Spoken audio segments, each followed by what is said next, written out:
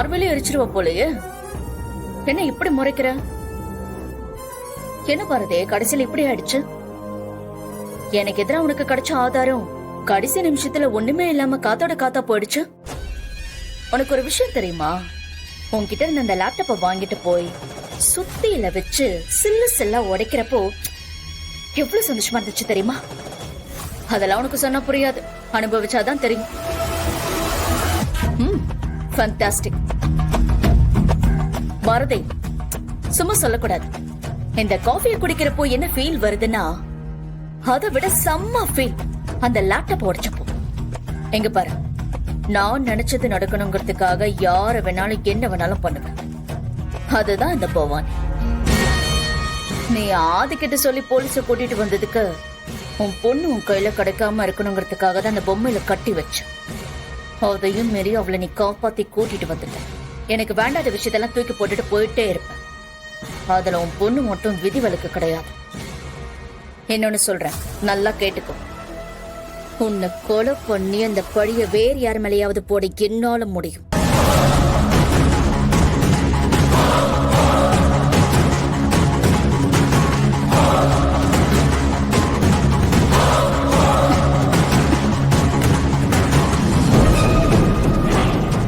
என்ன பவானி மேடம், நீங்க இந்த கொலை பண்ணிருவேன், தூக்கி போட்டுருவேன் இதெல்லாம் சொல்லவே கூடாது.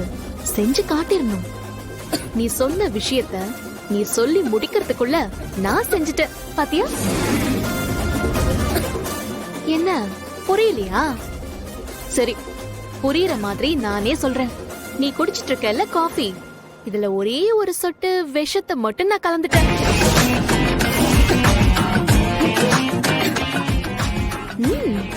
அது நீ குடிச்ச காஃபி உள்ள சேர்ந்ததும் உடம்பு பூரா பரவிட்டே இருக்கு. அப்படியே காஃபி குடிச்ச ஃபீலோட சந்தோஷமா போய் சேர்ந்துரு. ஐயோ, புரியலையா உனக்கு? செத்து போன்னு சொன்ன.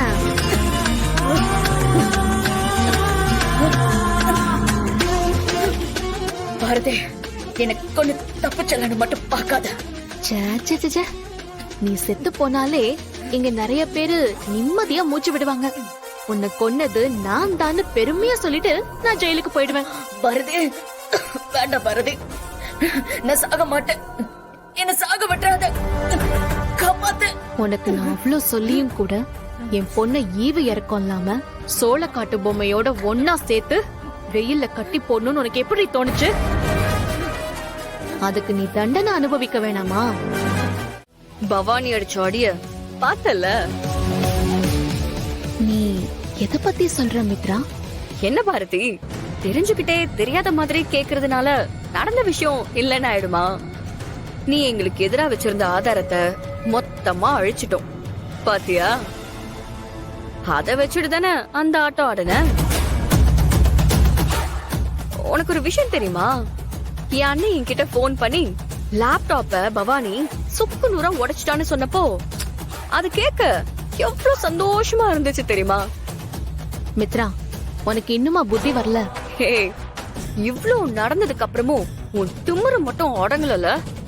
நீ என்னதான் நினைச்சாலும் இந்த கல்யாணம் நடக்க போறதே இல்ல.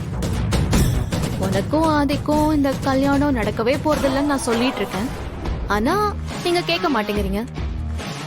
ஆதிக்கு நான் யாருங்கிற விஷயம் மறந்து போயிருந்தாலும் எனக்கு ஏதாவது ஒரு பிரச்சனைனா ஆதி எனக்காக எது வேணாலும் செய்ய தயாரா இருக்காரு. நீ கூட நடக்கிறதெல்லாம் பாத்துட்டு இருக்கல, அதுதான் உண்மையான அன்பு. ஒருத்தர் மேல நம்ம உண்மையான பாசம் வச்சிருந்தா அது ஏதாவது ஒரு வகையில அவங்களுக்கு தெரிய வரும். எனக்கும் ஆதிக்கும் இருக்கிற உறவு நீ நினைக்கிற மாதிரி சாதாரண விஷயம் இல்ல. அது கடவுளா முடிவு பண்ண ஒரு சம்பந்தம். எங்க 2 பேர் இதயமும் ஒன்னாகி ரொம்ப நாள் ஆச்சு. அந்த இதயத்துக்குள்ள 3ஆவதா எவளுக்கும் இடம் கிடையாது. நாங்க பிரிஞ்சிருந்தாலும் ஆதிக்கு என்ன வேணும்னு எனக்கு நல்லா தெரியும்.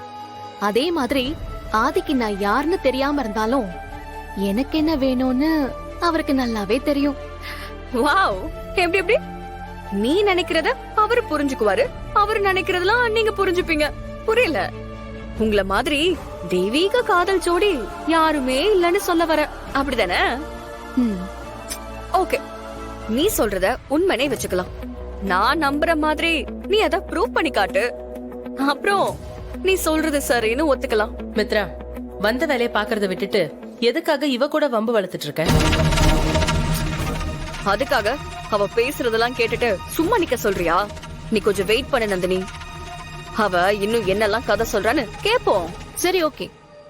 எனக்கு அதோ அங்க இருக்கிற கிரீன் கலர் சாரி ரொம்ப பிடிச்சிருக்கு. இப்போ ஆதியை இங்க வர வச்சு எனக்கு ஒரு புடவை செலக்ட் பண்ணி கொடுங்கன்னு கேட்பேன். அவர் கரெக்டா இந்த கிரீன் கலர் புடவையை எடுத்து கொடுப்பாரு. அப்படியா? அப்படிதான். கண்டிப்பா நடக்கவே நடக்காது. மித்ரா, எதுக்கு இப்ப நீயும் நானும் இதுக்கு அடிச்சுக்கணும்? ட்ரை பண்ணி பார்த்துட்டா போச்சு. வேணும்னா நீயும் ஒரு கலர் சூஸ் பண்ணு.